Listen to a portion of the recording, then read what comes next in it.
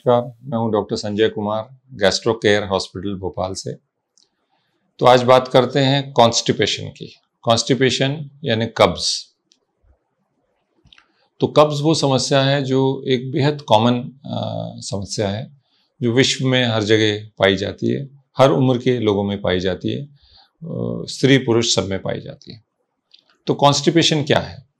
Constipation का मतलब होता है आपका मल का या तो हार्ड हो जाना, आपको कड़क लैट्रिन होती है, या ये कम होती है। तो ये कैसे जानेंगे कि किसको हम कम कहें, किसको ज़्यादा कहें? तो ये डिपेंड करता है आपके अपने खान पान पर और आपके एक बचपन से जो आदत बनी है उस पर।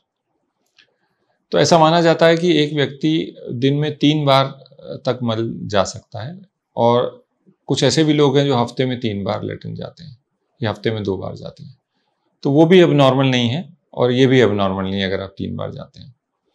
तो कॉन्स्टिपेशन को हम डिफाइन करते हैं तो हम कहते हैं कि जिसमें कि लैट्रिन जाने की फ्रीक्वेंसी कम हो गई है या उसकी फ्लूइडिटी कम हो गई, यानी उसमें तरलता कम है, वो हार्ड हो गया।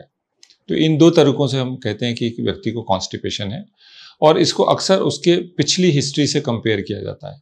एक व्यक्ति जो रोज़ाना 2 या 3 बार लैट्रिन जाने के आदी थे और अब 2 दिन में 1 बार लैट्रिन जा रहे हैं, तो डेफिनेटली हम कहेंगे कि इनको कॉन्स्टिपेशन हो गया है।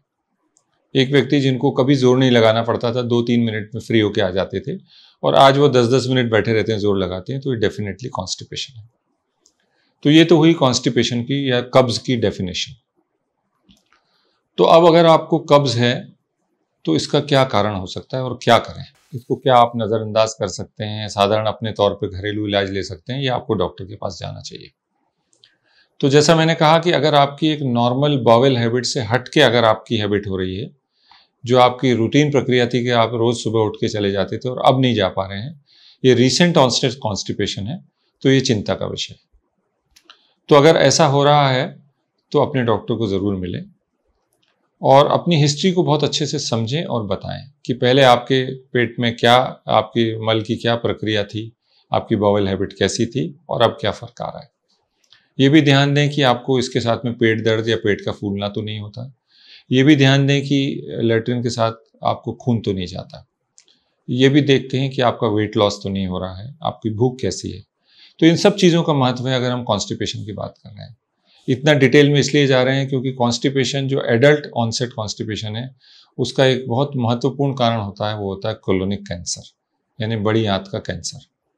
तो जब हम इस बीमारी के बारे में बात करें तो हमारे बैक ऑफ द माइंड में ये है कि कहीं व्यक्ति को कैंसर तो नहीं है। तो उसके लक्षण क्या हो सकते हैं? तो उसका मुख्य लक्षण यही है कि कोलोनिक कैंसर कब्ज से तब आता है जब वो बड़ी आंत के बाएं हिस्से में हो, यानी लेफ्ट साइडेड कोलन में हो, तो अक्सर कॉन्स्टिपेशन होता है। तो ऐसे व्यक्ति को लैट्रिन में खून भी जा सकता है। हो सकता है उनको रुकावट का अंदेशा होता हो कि लैट्रिन लगती है पर आती नहीं।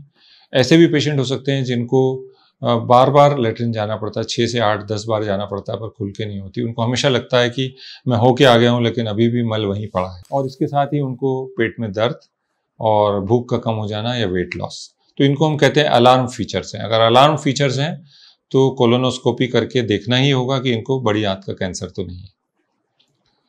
तो ये तो हुई सबसे सीरियस बीमारी जो कॉन्स्टिपेशन के कारण पकड़ में आती है। इसके अलावा ऐसे बहुत से अन्य कारण हैं जिनसे कॉन्स्टिपेशन होता है, और एक बहुत ही कॉमन कारण है वो है दवाएं।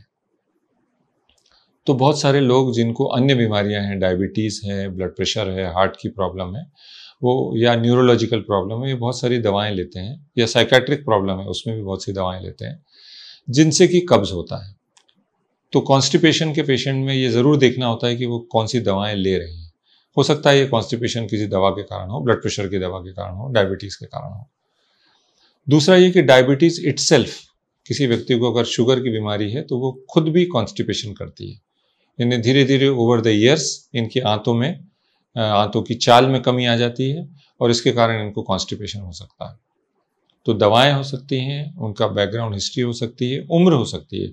बहुत सारे लोग जो 75-80 वर्ष से बड़ी उम्र के हैं उनको कॉन्स्टिपेशन नेचुरली हो जाता है। तो ये भी एक कैटेगरी है जिसमें कि एज के साथ कॉन्स्टिपेशन होता है। बेसिकली जब हम कॉन्स्टिपेशन की बात करते हैं तो हम डिफाइन करते हैं कि ये ऑर्गेनिक कॉन्स्टिपेशन है या फंक्शनल है।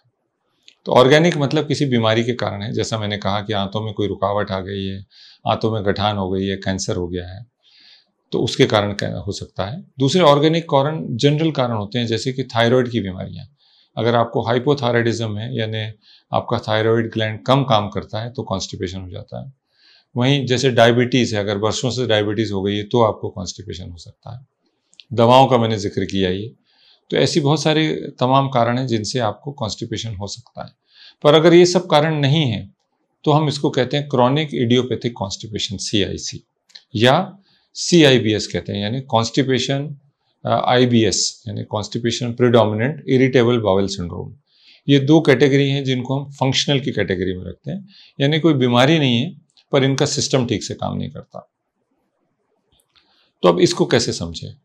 तो अक्सर हिस्ट्री के ज़रिए हम लोग इसको पता कर लेते हैं, एक डिटेल हिस्ट्री लेके, कि इस पेशेंट को कॉन्स्टिपेशन है तो बीमारी के कारण है या फंक्शनल है। फंक्शनल है तो इनको क्रॉनिक इडियोपैथिक कॉन्स्टिपेशन है या CIBS है। ये हिस्ट्री से काफ़ी अंदाज लग जाता है।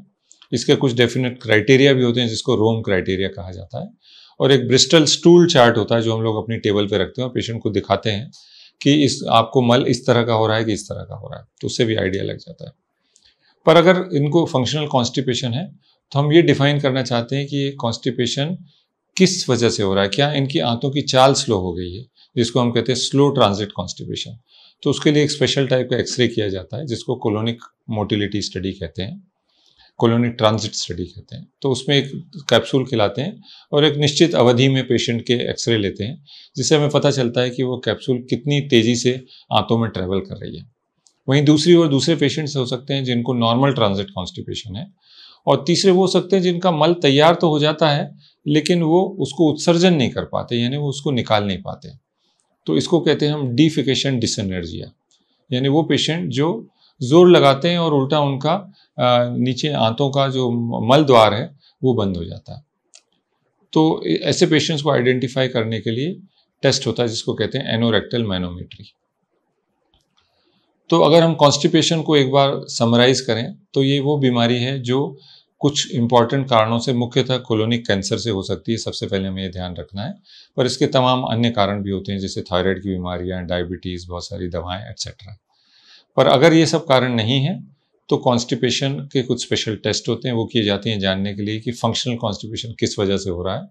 इसमें कुछ होती हैं स्टडी जिसको कोलोनिक ट्रांजिट स्टडी कहते हैं, एनोरेक्टल मैनोमेट्री होती है, और तीसरा सबसे इंपॉर्टेंट होती है सिग्मोइडोस्कोपी या कोलोनोस्कोपी, जिसमें दूरबीन के जरिए हम बड़ी आंत को अंदर से देख लेते हैं और समझ लेते हैं कि कोई बीमारी तो नहीं है।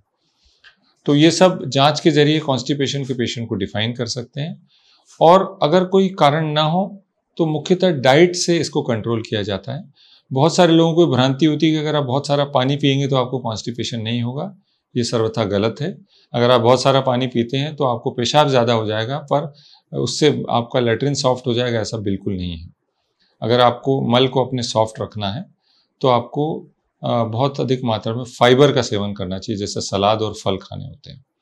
तो सलाद और फल या सूप इत्यादि पे ज़्यादा ध्यान दें, और जो लो रेसिड्यू डाइट है वो कम खाएं। इवन वीट से भी रेसिड्यू बनता है, तो वीट बेस्ड डाइट से आंतों की मूवमेंट अच्छी रहती है। तो डाइट से ज़्यादातर पेशेंट को हम, कॉन्स्टिपेशन के पेशेंट को आराम दे सकते हैं। और इसके अलावा बहुत सी ऐसी दवाइयाँ हैं, ईसबगोल हस्क से लेके बहुत सारे ऐसे हमारे सॉल्यूशंस हैं जो दिए जा सकते हैं, गोलियाँ हैं जो दी जा सकती हैं। ऐसी बहुत सी नई दवाइयाँ आ गई जिनमें आंतों की मूवमेंट इम्प्रूव होती है। तो कॉन्स्टिपेशन का इलाज बहुत हद तक बहुत अच्छे से संभव होता है। तो अगर आपको कॉन्स्टिपेशन रहता है तो आप अपने डॉक्टर से ज़रूर मिलें और इसको क्लियरली डिफाइन कराएं कि इसका कोई सीरियस कारण तो नहीं है। अगर सीरियस कारण नहीं भी है तो भी इसका अच्छे से इलाज किया जाए ताकि आपकी लाइफ कंफर्टेबल हो। क्योंकि ऐसे बहुत से लोग हैं जो सिर्फ इस बात से कहते हैं कि हम जीवन में ग्रो नहीं कर पाए क्योंकि हमको कॉन्स्टिपेशन रहता था।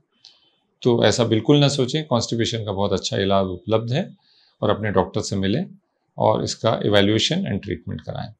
तो ये जानकारी आपको पसंद आई हो तो आप हमारे चैनल को सब्सक्राइब करें, और आपका कोई सवाल हो तो कमेंट बॉक्स में डालें।